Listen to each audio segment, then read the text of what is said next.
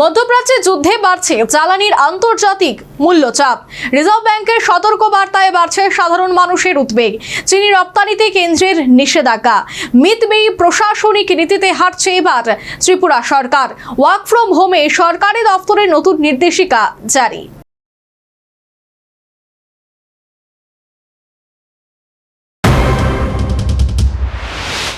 পশ্চিম এশিয়ার যুদ্ধ পরিস্থিতির জেরে বিশ্বজুড়ে জ্বালানি বাজারে তৈরি হয়েছে অস্থিরতা।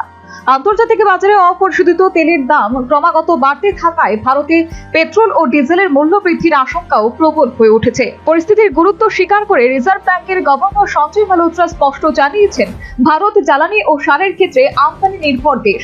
ফলে দীর্ঘমেয়াদী যুদ্ধ পরিস্থিতি চলতে থাকলে মূল্য বৃদ্ধির চাপ সাধারণ মানুষের উপর পড়ার সময়ের অপেক্ষা মাত্র। সরকারি সূত্রে খবর, 5 রাজ্যে নির্বাচন শেষ হতে জ্বালানির মূল্য নিয়ে নয়া পর্যালোচনা শুরু হয়েছে। আগামী কয়েকদিনের মধ্যেই পেট্রোল ডিজেলের দামে সংশোধনের সম্ভাবনা রয়েছে বলে মনে করা হচ্ছে। ইতিমধ্যে বাণিজ্যিক গ্যাসের সিলিন্ডারের বড়সড় মূল্য বৃদ্ধি হয়েছে, পাশাপাশি এলপিজির দামও বেড়েছে। ফলে মধ্যবিত্ত ও নিম্নবিত্ত পরিবারের সংসার খরচও আরও বাড়ার আশঙ্কা। এই পরিস্থিতিতে প্রধানমন্ত্রী নরেন্দ্র মোদী দেশবাসীকে জ্বালানি সাশ্রয় ও নীতিবাহী জীবনযাপনের আহ্বান জানিয়েছেন।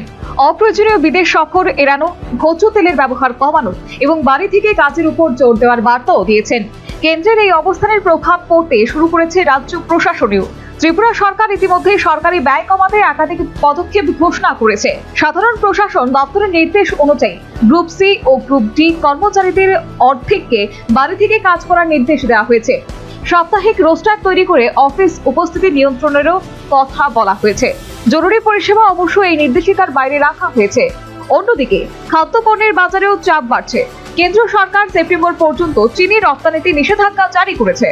যুদ্ধ পরিস্থিতি, এল নিনোর আশঙ্কা এবং আখ উৎপাদন কমে যাওয়ার সম্ভাবনাকে সামনে রেখে এর সিদ্ধান্ত নেওয়া হয়েছে।